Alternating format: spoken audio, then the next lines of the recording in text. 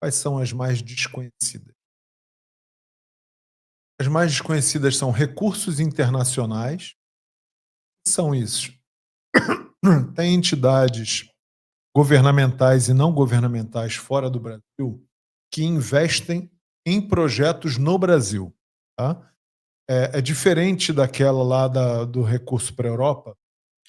Essas podem vir da Europa ou de vários lugares, Estados Unidos, Europa, ou de qualquer lugar, mas são entidades que têm finalidades em apoiar projetos no exterior, principalmente em países do terceiro mundo.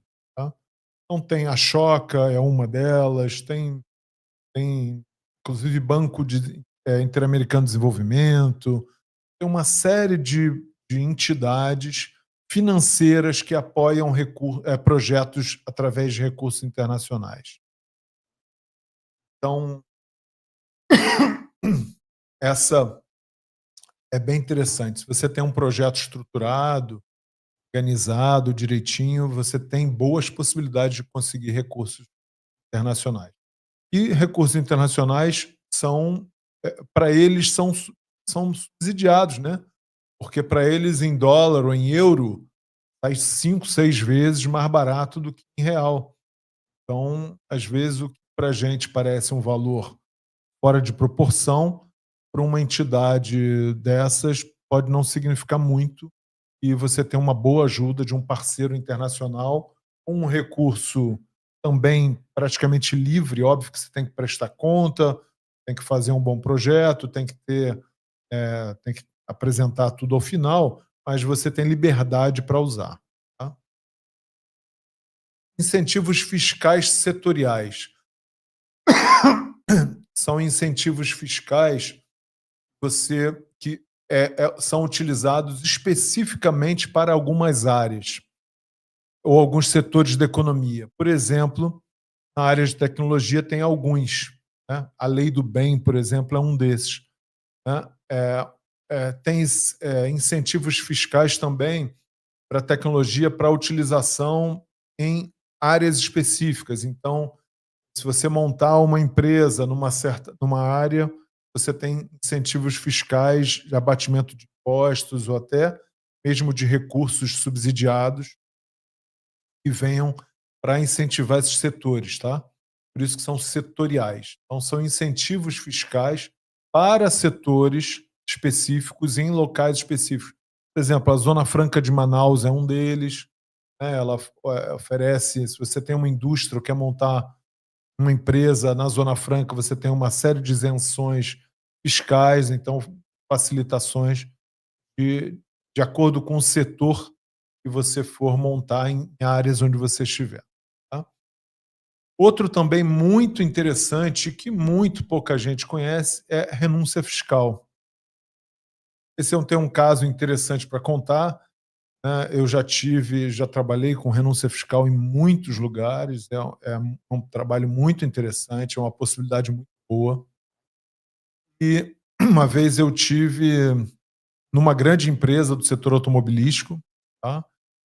Que tem muitos, milhares de funcionários, e um dos programas que eles queriam fazer é um programa de investimento numa academia de ginástica que pudesse atender esses funcionários. Eles queriam usar recursos subsidiados, incentivados para isso. Nós fomos lá, apresentamos essa possibilidade de renúncia fiscal e o, um dos gerentes da empresa, ou diretores da empresa da área contábil, falou: não, mas isso não é possível, isso aqui não tem como, né? Como é que você está me oferecendo uma renúncia fiscal?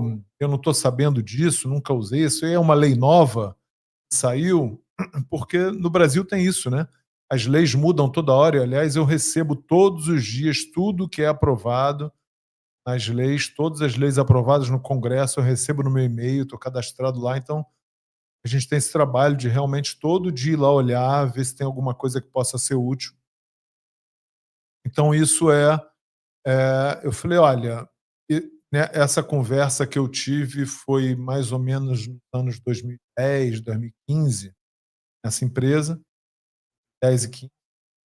E eu cheguei lá e ele falou: "Não, mas essa é uma lei nova?" Eu falei: "Olha, não tão nova, a lei é de 1995, né.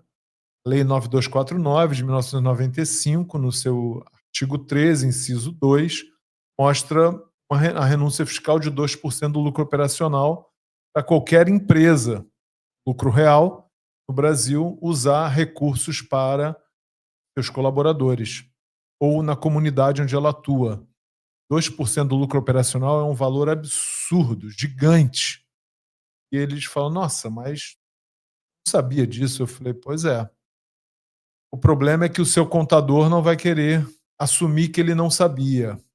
Então, foi exatamente o que aconteceu. Eu cheguei lá, chamamos o contador da empresa e o contador ficou surpreso de não ter essa informação, né, de não saber, e também não levou adiante o projeto, porque criou problemas, né, para dizer que não era viável, que não era possível, mas na prática ele não queria assumir que ele tinha cometido uma falha durante mais de 15 anos. Mas faz parte. Então, só para dar um exemplo, e nessa empresa não foi, não aconteceu, mas nós fizemos em diversas outras empresas, então isso é possível sim, e tem muito recurso também em renúncia fiscal e muitíssimo pouco usado. Muita gente não sabe, não conhece, e por isso não usa e deixa de aproveitar, para finalidades da comunidade, dos seus funcionários ou até mesmo, que possa de alguma forma ser revertida, não para a empresa, mas para os seus beneficiários, né. Então, é uma falha grande de não aproveitarem renúncia fiscal para utilizar. Aí, aqui pode entrar. Teve um outro caso, estou lembrando agora, outro caso que eu levei isso, renúncia fiscal, para uma universidade no sul do país, que eles queriam montar uma equipe de voleibol lá, de alto nível, e, e aí eu apresentei isso aqui para eles. Eles ficaram também surpresos e usaram renúncia fiscal. E além de usar para montar a equipe, ainda usaram para fazer obra na universidade, fizeram uma reforma na biblioteca, construíram parte nova, então fizeram obras e aquisição de equipamentos, isso tudo com renúncia fiscal. Então tem muita possibilidade aqui, que é muito pouco conhecida, tá? Obviamente tem que ser usado por empresas, do lucro real e tem um faturamento, pode ser qualquer empresa, mas todas elas têm que ser tributadas por lucro real.